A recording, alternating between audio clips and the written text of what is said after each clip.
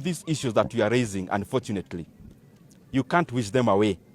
You can only solve the problem that is there.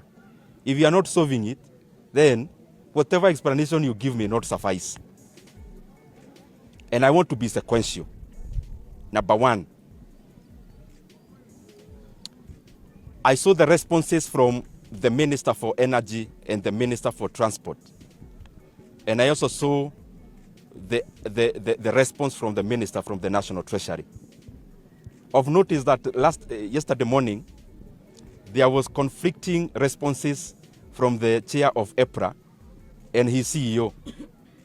Even the responses that were given by ministers, I wish they had communicated in the morning so that even if they are responding and even if they are not telling the truth, at least to align and give one side of the story.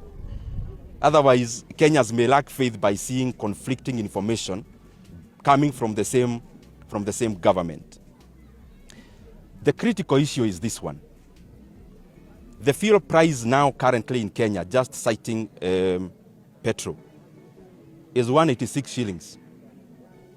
If you cross the border and you go to Tanzania, in this month, they are equivalent of EPRA that does the same that EPRA does. If you just check or you call anyone in Tanzania, the petrol prices in Tanzania currently is 142 shillings. The petrol prices in Uganda currently is below 182 shillings, marginally lower than Kenya. But diesel is much cheaper than Kenya, of course, because diesel in Uganda is below 170 shillings. If you go to Ethiopia, the current price of liter of petrol is maybe around 122 Ethiopian birr, which is also below 125 Kenya shillings. If you go to a place like Rwanda, Rwanda prices are also below 170 per liter of petrol. So the basic issue here is that the fuel prices in Kenya have been high, not because of global issues, but because of exorbitant levies and taxes. And of note is that the government actually introduced a levy of 7 shillings last year. And that is why, even when global oil prices went down, Kenya never noted, because that is the period when the government then inserted the 7 shillings as part of the fuel levy. I also, because I read some of the responses, because I was really looking forward to getting the truth. It is good that the Minister for Energy and the Minister for Transport restricted their responses to the issue at hand. But it was very disappointing to see the Minister for the National Treasury trying diversionary tactics. I want to remind my brother that he is no longer the chatterbox he used to be. Now he holds a position with responsibility. And the docket where he holds and which he is the minister or cabinet secretary is an empirical docket. It is not a theoretical docket. His responses always need to be quantitative. You can't give tales on issues about figures because figures are glaring and they are stubborn.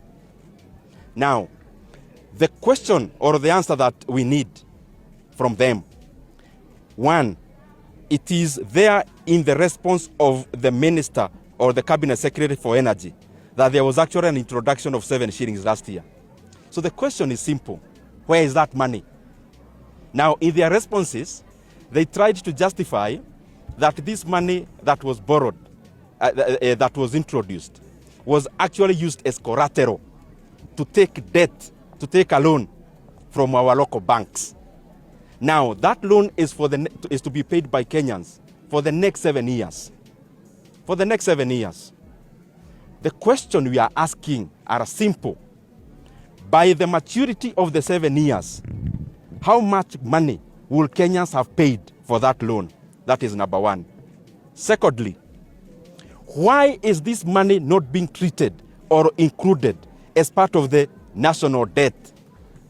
Why the urgency of hiding this loan in a separate book from the book that is known by our leaders and from the book of loans and debt and obligations that is known by Kenyans.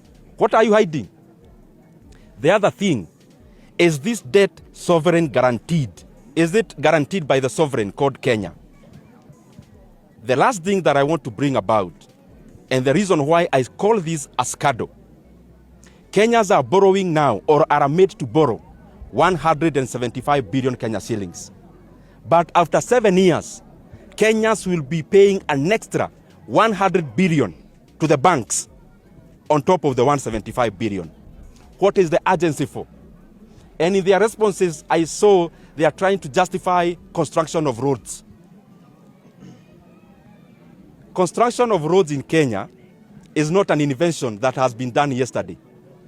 All the regimes have been building tarmac roads. And no Kenyan has a problem when it comes to development, and especially the building of tarmac roads.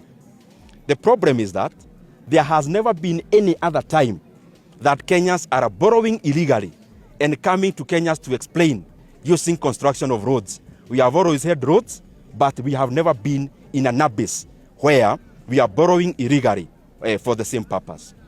And I want to request, when we hear these issues, we are hearing them because all of us as Kenyans are stakeholders. If Kenyans ikienda pahali baya, inaharibu sisi wote.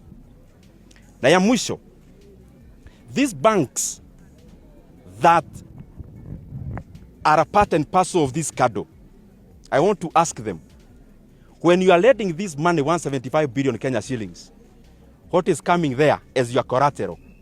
In case there is a government policy that abolishes the 7 shillings. Because the 7 shillings is not added through a referendum. It is only through a gazette notice from the minister. If there is a new minister tomorrow and they do the reverse, so what will the banks be holding? So what we need to do, and what I beseech all of us, and especially those with the responsibility in leadership positions, let us not continue to defend the indispensable. It is glaring. And if it's not glaring, recognize this debt the way it ought to be recognized. Because no one will accuse you of borrowing illegally. I saw another response talking about a special purpose vehicle. And a lot of kizungu mingi. Kenya Roads Board is a fully owned entity of the national government. And there is no way you can detach financial obligations of Kenya Roads Board from that of the sovereign called Kenya.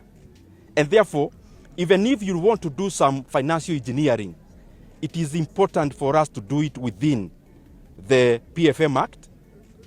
And it is also important for us as we make decisions not to overburden Kenyans just for us to get the political utility today.